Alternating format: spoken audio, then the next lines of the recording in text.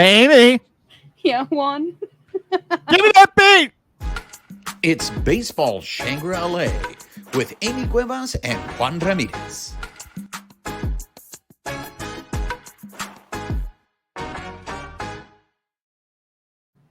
What's up, party people? She is Amy Cuevas. I am Juan Ramirez. You are listening or watching Baseball Shangri-La. If you're listening on the audio portion of the show, please make sure you're subscribed to the podcast. Rate us, write us a review, help spread the word. If you're watching us on YouTube, make sure you're subscribed to our YouTube channel. Hit the notification button. Give us a thumbs up. Leave us comments. We love engaging with you guys. And most importantly, make sure you're following us on social media on X at BB Shangri-La, on Instagram, YouTube, and Twitch at Baseball Shangri-La. Amy, how hard were you laughing during, again, this has now become a recurring theme. I hit the button. To restart recording the show, and I feel like the machines, Skynet, is just messing with me now. They have me just like, keep your eye on the fruit. Keep your eye on. I mean, I just, we're just sitting here staring at this thing and it doesn't start recording. We're both staring at each other. That coupled with our impromptu French accents before we got on the show. When you did your laugh. That's right. It is a cocktail for disaster, and you have me laughing. So hello everybody. Join our laugh fit. Hello, everyone, and we're back. So on this episode, we're going to talk about a few things, but as we had said on our last episode, this is Women in Baseball Week. It started on Sunday, the 21st. So this week, we want to start off the shows by acknowledging women in baseball. Amy, ladies first, who would you like to acknowledge on this episode? One of the women that I am fortunate enough to work with, Maria Soreo. So I get to work with her. She's mentoring me. She's amazing. She's been working across sports for a ton of years now, and whether it's football, baseball, basketball, she's so knowledgeable. She's so professional, and she just has a wealth of knowledge in her head. And the way that she interacts with sports, it lines up with how I see them. So we take a very positive stance on players, teams, how the games are played. And so I just feel very fortunate to be able to learn from somebody like her. And she works with playing the field TV, and she's amazing. So Absolutely. I would like to acknowledge someone who is a Dodger Stadium in-game host. You guys may recognize her. There's quite a few Dodger Stadium in-game hosts that are women, but I've worked with her very briefly on shows, and that's Elisa Hernandez. Elisa is a constant source of motivation. She is quite the go-getter. She actually used to be a producer for Spectrum Sports Net before she became an in-stadium host. She was Kirsten Watson's producer, so she was on the field walking, or you'd always see her behind Kirsten running the things. But Elisa is, like I said, she's a constant source of motivation, because not only is she an in-stadium host, and I know this is Women in Baseball Week, but Elisa has also had a lot of success on the NFL side. She is a producer for Telemundo's, so the broadcast for the Football Night in America. She does the Spanish version on Telemundo. And I'm so proud to announce this. So if some people are not familiar with it, but Elisa just left to go cover the Olympics. She's in Paris actually right now. So I want to throw out, even though she does a lot of different sports. I see her commenting on the WNBA. She covers it all. But you see her at Dodger Stadium, and that for me counts as a woman in baseball. And I just wanted to go ahead and shout her out, because she is fantastic, and she is out there, making things happen, creating her opportunities, and she's starting to reap the rewards for herself. Yay for both of our people, and for all of the other women out there behind the scenes, on the field, off the field, writers, journalists, content creators, like that. We are starting to make this space our own, and that's kind of a segue into some of the history of women in baseball. So I don't know if that's a good segue one, or if you had other stuff to add. Segway. Okay, Segway. segue. Yeah. So, okay, that was me trying to make a riff on RuPaul's Drag Race, because there is sachet away. So I was trying to do segue away, but I butchered it because Ooh, good job, little this, fella. yeah, this is what we call a bit killer, ladies and gentlemen. I killed the bit, and it was just like, hello, is this mic on? Okay, these are the jokes, people. Hello. Take it away, Amy. Take it away, Amy. Oh, rest in peace, Johnny Canales. Take it away, Amy. So this past week, the Bay Area and the Sacramento chapter of SABR had their meeting. So got to attend that virtually, and it was amazing. So kind of what we touched on last week, Dr. Kat Williams, Dr. Leslie Heafy, and Ryan Woodward were all, again, presenting in preparation for Women's Week in Baseball coming up. And so they were actually presenting on a lot of the stuff behind the scenes of how the International Women's Baseball Center became, what it is, but also even going back further into the history of women in the sport. And some of the stuff that Dr. Leslie Heafy had presented on was that women have always been involved and been interested in baseball. And that feels like a misconception, because a lot of people say, oh, well, female fans are just starting to come in to the space, but they've always been there. Women played in organized baseball in the 1860s in the United States in colleges and schools. So they were breaking that barrier. So that I think the oldest known information on that was at Vassar College. So just that information. And then just going all through, from 1860 forward, just opening the door for women to not just be fans, but also to be writers, etc. Women are not returning to baseball. We've never left. So as Dr. Heafy was presenting, just talking about the AAGP BL, the All-American Girls Professional Baseball League, which a lot of people are familiar with from A League of Their Own. So that ran from 1943 to 1954, and they saw a decline after that, but there were still fans, there were still people writing through the 1970s. And so that kind of brings us into present day, and things are starting to improve, but we've still got a long way to go. And so that kind of brings us back to getting the International Women's Baseball Center into effect in Rockford, Illinois. So Dr. Kat Williams had presented on that, just letting, again, reiterating that women have always been part of the game. And so in February of 2014, they created the International Women's Baseball Center. That happened actually in Maybelle Blair's living room. So if anybody's familiar, she was one of the players in the All-American Girls Professional Baseball League.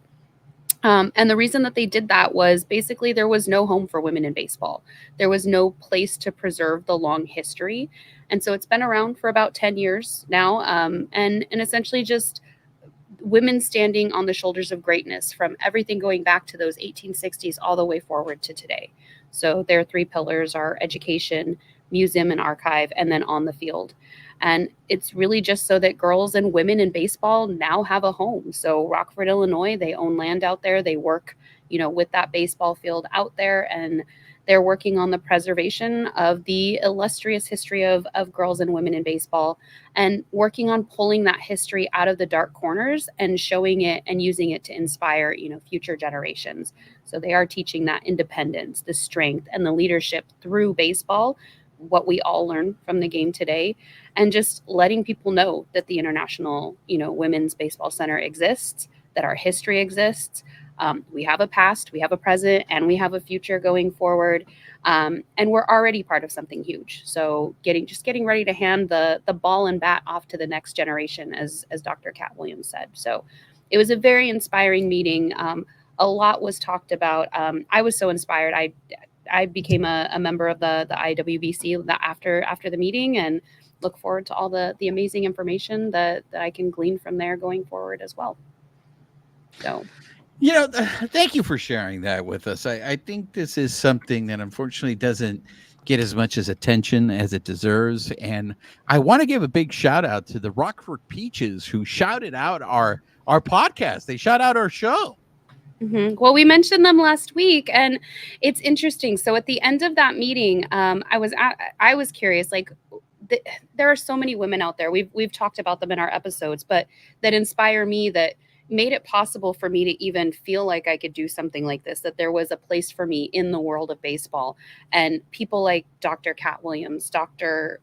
Leslie Heafy, they're inspirations to me. But like I was curious what inspired them, and I think Dr. Cat Williams was the one who said like they have the little peaches that play in Rockford, and these are girls that are coming up, and no shade to softball, but that are playing baseball. They are getting to play the sport that we all know and love, and they're not just being relegated to, hey, you have to play over there. And for anybody who loves playing softball, that's amazing, but these girls who do want to play baseball are getting to play that. So 9, 10, 11 years old getting to play. So they've got the little peaches out there, and just seeing these girls grow up in the sport, she said, was amazing. So yay for the Rockford Peaches, and for everybody that was involved with the All-American Girls Professional Baseball League, because that gave us a basis for this, even beyond, the history that we had before that. So. And I'm trying my hardest every time that you mention Dr. Cat Williams to not think of the comic Cat Williams, No. because it is a woman. But Mhm. yeah, I just we have that. So, anyways, thank you for sharing all your knowledge about Saber, and I would like to visit that women's center. I wonder if we could arrange some sort of field trip. I think because again, I don't know how many people know about that, and I think that is a very interesting story that more people should know about. And it's a work in progress. We should go out and catch a Rockford Peaches game. We'll go kind of check some of that stuff out. And that was one of the things that Ryan Woodward is working on, is that heritage trail of all of these different places, so that people can find that history. And if you're in a city, hey, this is what's near me, let me go check some of this out. So just kind of cool information.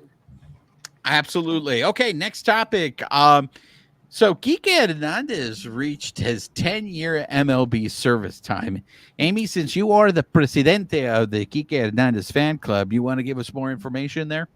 Yeah, so Saturday morning, or he ended up having his wife threw him a party, and some of the players came over, and they celebrated his 10 years. And I think I was reading an article in The Athletic that, he was a little bit down on his season, but he reached his 10 years, and then Saturday night is when he played in that game, hit that home run off of Kenley, the first one that Kenley's given up all year, hit the game tying run in the next inning, and then came in to score. So on his 10 years of service time, just really, I guess he really brought it in kind of in a celebratory matter. But that caused me to kind of look a little bit more into the service time. Do you know a lot about that? Has it been something of interest to you in the past? I am aware of the service time. And so do you want to explain to people who aren't familiar with the 10-year rule on the service time? So there was actually a really good article, and they broke it down. So on the first day that a player comes up, when their player clock starts, they're eligible for full comprehensive medical benefits. So really great benefits. Good job, guys. At 43 days in, players can receive $9,000 a year as a pension. 3 seasons in, that's where the salary arbitration kicks in. 6 seasons in, players can become free agents. So a lot of the stuff we know about the game already. And then 10 seasons in, they qualify for the pension program. So they're at that point fully vested. And there's even a bonus, like if you've played 10 years and 5 of the previous years have been with the same team, you get some additional benefits. But essentially it boils down to $68,000 a year for the rest of their lives, starting at the age of 45. But if they wait to draw on that till they're 62 years old, then they can draw $220,000 a year. So just really interesting stuff. I've never looked into the breakdown. I hear the words all the time, and we've had quite a few Dodgers on the team this year reach that 10-year mark. So it was kind of cool to dive into the data on it. It is a big deal to me. And the best example that I can give is, do you remember Brian Dozier? Mm-hmm. He was a Dodger for a minute there. He got traded after during the trade deadline. I think what year was it that he played for the Dodgers? It was in 2018. Yeah, I In was 20, gonna he say got it was like 17 or 18. And it was in 2018 he got traded from the Twins to the Doyers. And he, to me, whenever I think of service time, he's the one that always comes to mind because he has 9 years worth of service time in Major League Baseball. And exactly. And I'm just like, oh, dude, if this guy could have just hung for one more year. And But I mean, that's not always his call.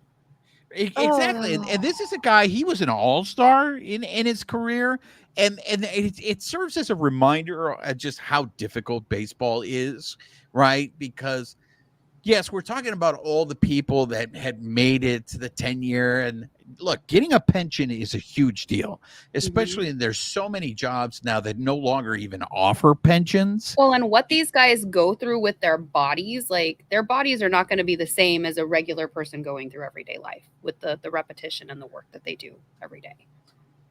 So I'm very happy for Kike because hitting that 10-year mark, I think not only I think it's a sign of, I think we always get caught up in greatness, and we're going to talk about the Hall of Fame and the players that got inducted to the Hall of Fame this past weekend. But I think when we talk about baseball, we always talk about the extremes. We talk about the great players, or we talk about guys that suck. But there's a lot of guys that are just good, and they don't get talked about a lot. And those guys are the ones that end up, playing baseball for 10 years, and they meet their goal, and they get their pension. And I think that is such a huge accomplishment that you were good enough to play baseball for 10 years, because people still wanted you on their team. Yeah, because I think of all the, I gave the example of Brian Dozier, but then I also think of major leaguers that are rookies, and the best one I could think about was Chris Bryant when he was with the Cachorros. He was clearly tearing it up in minor league baseball, and the Cubs wouldn't call him up because they didn't want to start his service time. Now, I get it. It's different. They didn't want to start his service time because that means they would have to pay him sooner, because he would become arbitration eligible sooner and stuff like that. But this is one of those things that doesn't get talked enough about, because it's like, if he's good enough, he should be playing in the Major League Baseballs to start accumulating that service time. You don't want to be wasting your best bullets, so to speak, down in minor league baseball. That's which is the argument against Outman, Michael Busch, like all of these players that, are really great caliber players, and they're in their early to mid 20s, and they're starting not to languish. They're obviously still playing, but can they start that clock a little sooner? Yeah, especially with the case with Michael Busch, because Michael Busch is an older prospect. So it's like, by the time he gets, if he's in his late 20s, he's going to have to pay until he's in his late 30s to qualify, to get his service time and be eligible for pension. So that's why I think what the Piratas of Pittsburgh did, it's not talked about enough, and I commend them on this, as how quickly they called up Paul Skeens. I mean, the Paul Skeens story is just so fascinating to me. This was a guy that last year was pitching in a College World Series, and now he started the National League All-Star game. He's having a great season. The Piratas right now are one of the hottest teams in Major League Baseball. And I don't know if you guys have seen the wild card standings, but there are 2 teams in the National League that are not within 5 games of the wild card, and that is the Rockies of Colorado and the Marlins of Miami. Everyone else in the National League is in competition for a wild card. And so you're saying the system is kind of working, except for 2 teams. Well, that's what Manfred would tell you. Your best friend, Rob Manfred, he will tell you the system. At least in the National League, it's working, because everybody is competitive. But yeah, I think the service time is a big deal. I'm so grateful that Geeka, his wife, did what she did for him. Because I think a lot of times, people play down their accomplishments. And that's something that, it should be celebrated, man. Especially with his injuries the last couple of years too. Yeah. Like, he played injured for over 2 years, and that impacts your numbers. It impacts your shopability with teams. I'm glad he's back with the Dodgers again, but that's no secret. I was looking up some more information on this, and there's an article saying that 10 years of MLB service is the holy grail for players.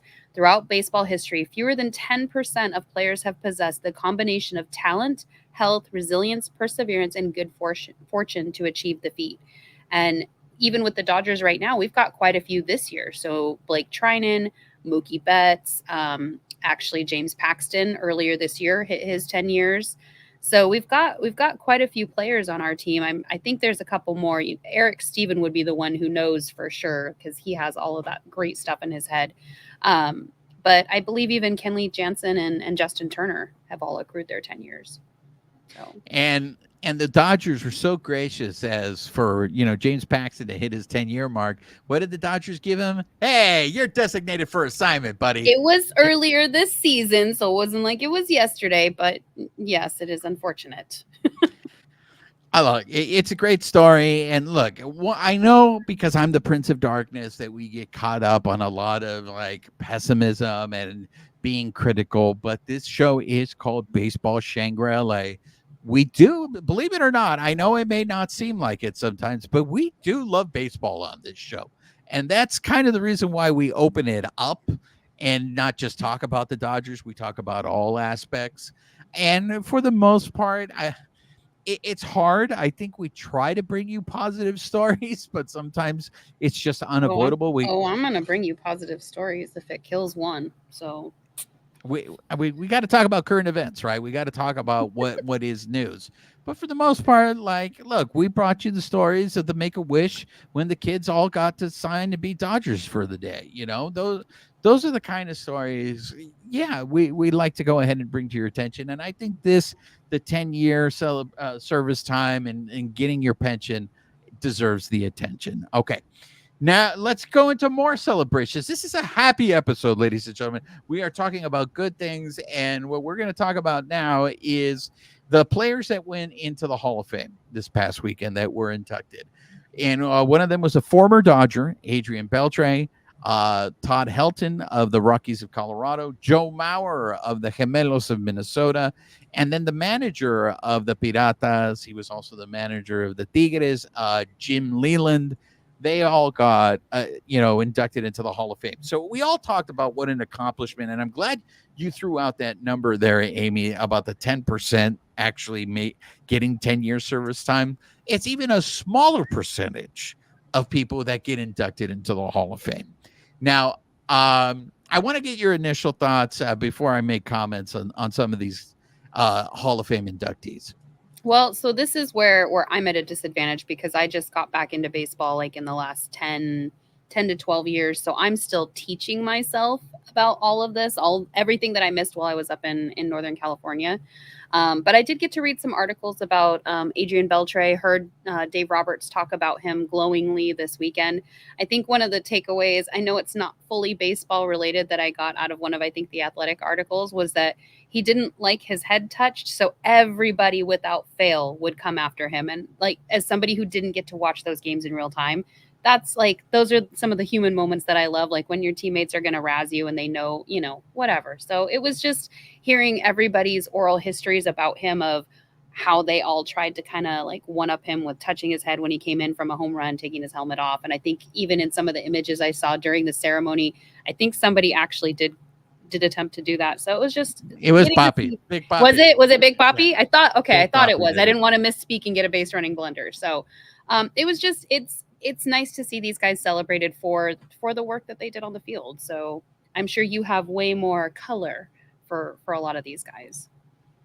Well, I want to start off with Adrian Beltre, because he started his career as a Dodger. He was very young when he was playing with the Dodgers, and he had a breakout season. And then so the issue at hand was, would the Dodgers re-sign him?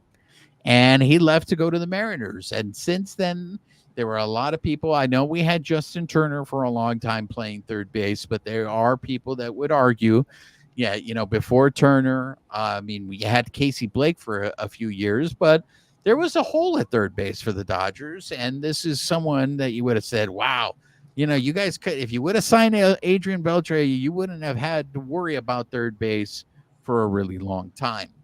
One of that breakout season that he had with the Dodgers, what's fascinating was he had an injury, and he had an injury to his foot that made him change his whole approach. And I know a lot of at the plate, and I know a lot of people sat there and said that it was because of that injury that he was having success at the plate. And so he went to Seattle and he did not have the same level of productivity. Now, the issue at hand is that stadium is not conducive to offensive numbers. So we heard that with Teoscar Hernandez not having as great of a year there last year with the Mariners. Exactly. So I think the question, and we'll never know, but it's like, if Adrian Beltre would have stayed with the Dodgers his whole career, would he have had a Hall of Fame career? Because when he went to go play for the Rangers, that's, I think, what made him a Hall of Famer. His career as a Ranger is what made him a Hall of Famer. And so I think the same thing can be said about Todd Helton by people, and that is, did the stadium help these guys? Todd Helton playing in Coors Field. Like, for me, Todd Helton was very good. Funny because you mentioned, like, I know when you watch baseball, you do a lot of what ifing and what if this happened or what if that. But I feel like this is where it's kind of like, no, I think it happened the way it needed to, because like you said, maybe he wouldn't have been a Hall of Famer if he hadn't gone to the Rangers or whatnot. So. Yeah, I think these are all positives for Adrian Beltre. Yes. Speaking selfishly, because he was defensively, he was always a fantastic third baseman. I mean, was he Nolan Arenado? I don't know, but defensively, Adrian Beltre was fantastic.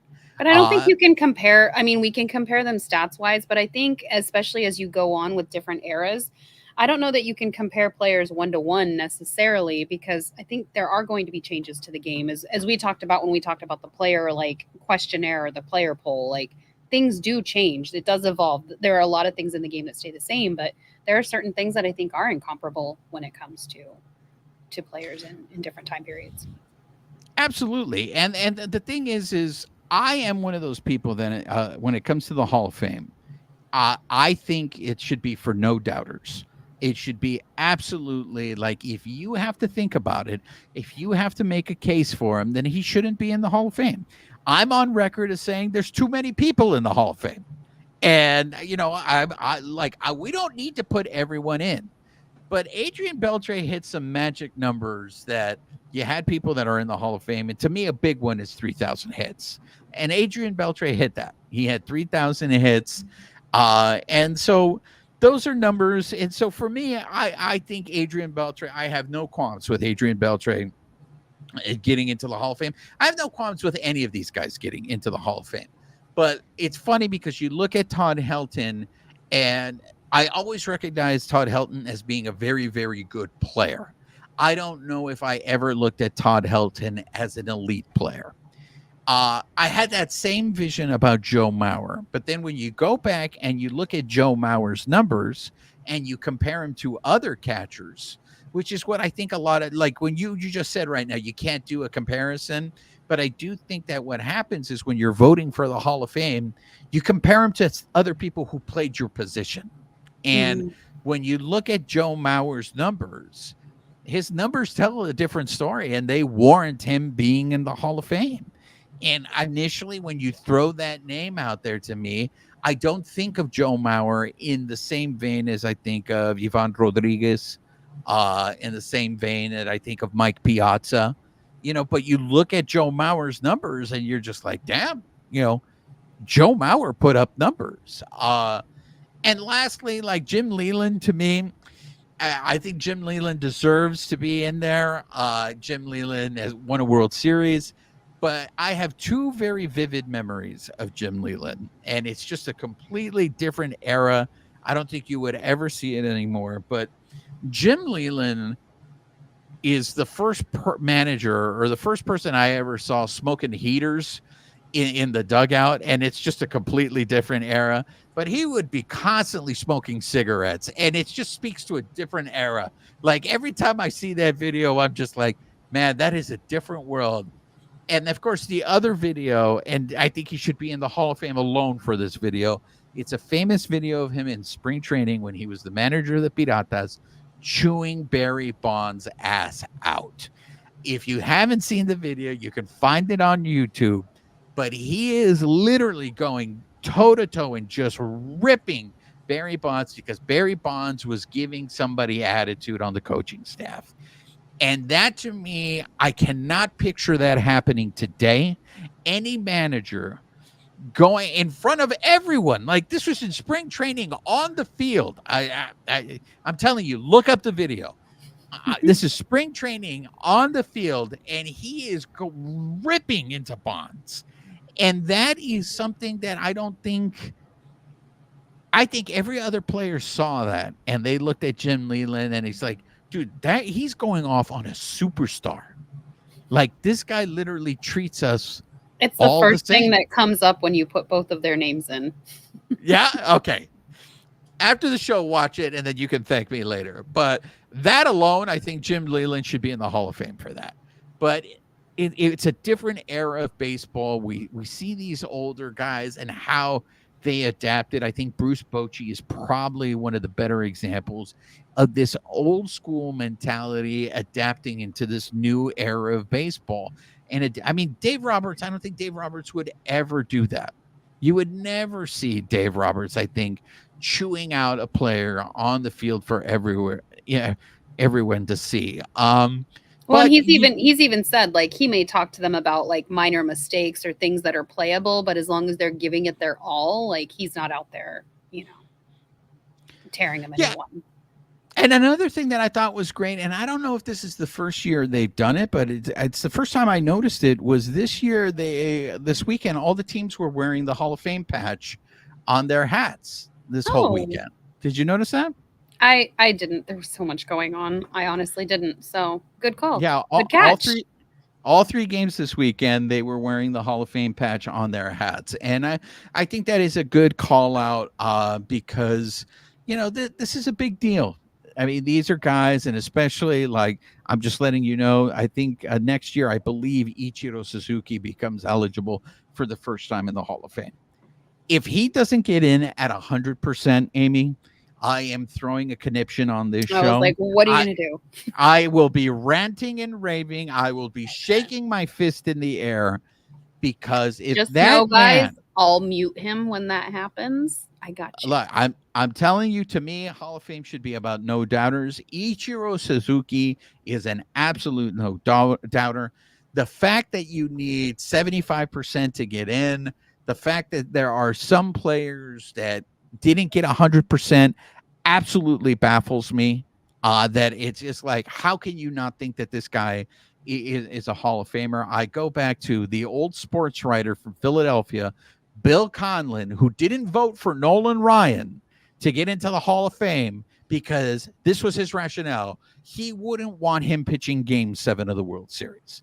This is Nolan Ryan, a guy who threw 7 no-hitters in his career, and he wouldn't want Nolan Ryan pitching Game 7. I mean, it's a completely asinine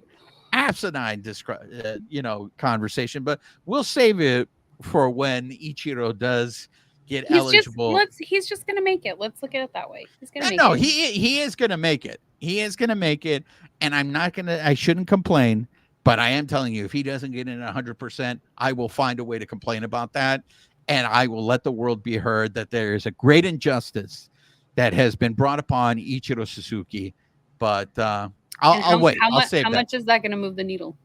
Oh, it's going to be huge. It's going to be huge. Oh, okay. Look, I'm the guy who craps on Will Smith, and every time I crap on him, he goes on a tear. I don't know why you have to crap on the players from the get-go. Don't deny my power. Don't deny my power. Oh, I'm denying it. This is me denying it. Denied. If I had like a denied button, I'd push it right now. Denied. There you go. Hi-oh. All right. Do you have anything else you want to discuss before we wrap things up on this show? No. Happy Women in Baseball Week, everybody. Yes, and if you guys have women in baseball that you want to call out, I know we only did 2 episodes this week, so we didn't get a chance to call out as many women in baseball that we wanted to. Please share it with us on social media. Share it with us in the YouTube comments. That's going to do it for this episode. If you've been listening on the audio portion of the podcast, please make sure you're subscribed to the podcast. Rate us, write us a review. If you're watching us on YouTube, make sure you're subscribed to our YouTube channel. Hit that notification button, give us a thumbs up, leave us comments. We'd love engaging with you. And most importantly, make sure you're following us on social media, on X at BB Shangri-La, on Instagram, YouTube, and Twitch at Baseball Shangri-La. She is Amy Cuevas. I am Juan Ramirez. Nos despedimos con un beso. Amy, say goodbye to the people. Adios.